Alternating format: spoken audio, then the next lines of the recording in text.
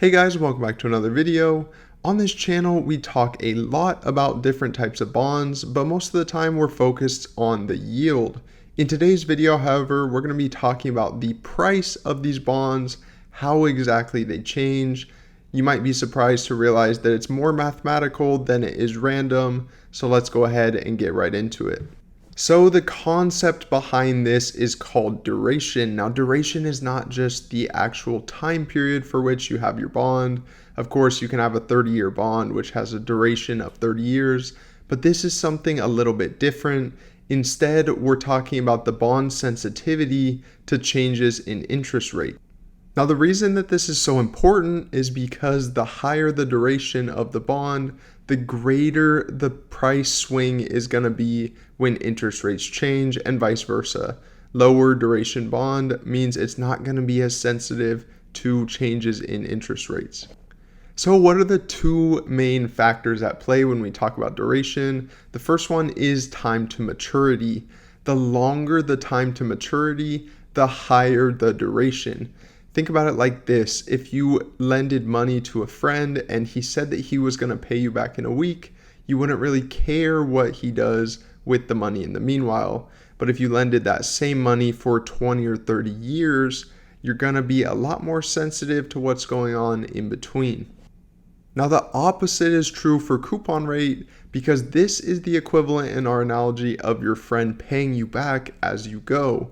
Coupon rate obviously is your payment that you receive from your bond.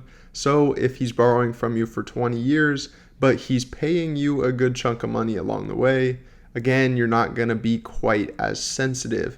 So a higher coupon rate will lead to a lower duration, and lower coupon rate is higher, meaning that these zero coupon bonds are super high duration.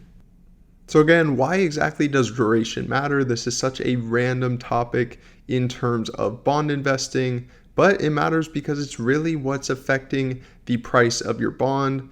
It evaluates your interest rate risk. You can compare bonds amongst each other, and this is a key factor when it comes to portfolio management. Again, really it has to do with the risk management. How much risk are you really willing to take on buying these higher duration bonds that tend to swing a lot with interest rate? Now, there's three different types of duration when it comes to calculating it. This isn't an economics class. We'll go over it briefly in terms of the Macaulay duration and kind of ignore the other two, but just know that they exist and that they still affect your bond price with their formulas. So in terms of the Macaulay duration, here is your formula. If you like big scary formulas and you can do this easily, go for it. But if not, let's move on to our next little section where I'll show you how exactly to do this. So here's an example of a bond that is 3 years long. We have $1,000 face value on it, 6% coupon rate, and then a 5% market yield or a yield to maturity. So the first thing that you do is you split it up by years and you determine your cash flow that you receive for each year. Now for years 1 and 2, you're just receiving your 6% annual coupon. So that's why your cash flow is 6% of $1,000, which is $60. Versus in year 3, you receive that exact same $60, but you also receive the $1,000 that you originally put into the bond because it's only a 3-year bond. Once you have these numbers, you multiply them by your market yield or your yield to maturity. In this case, that's 5%, and that gives you your numbers in the second column. Now, once you've totaled those all up, you can see that number, $1,027.43. The next thing that you're going to do is calculate the weight of each year in terms of its present value.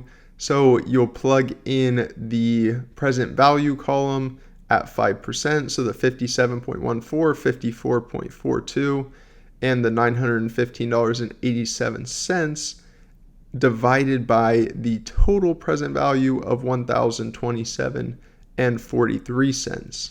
That gives you your present value weight, which is our third column.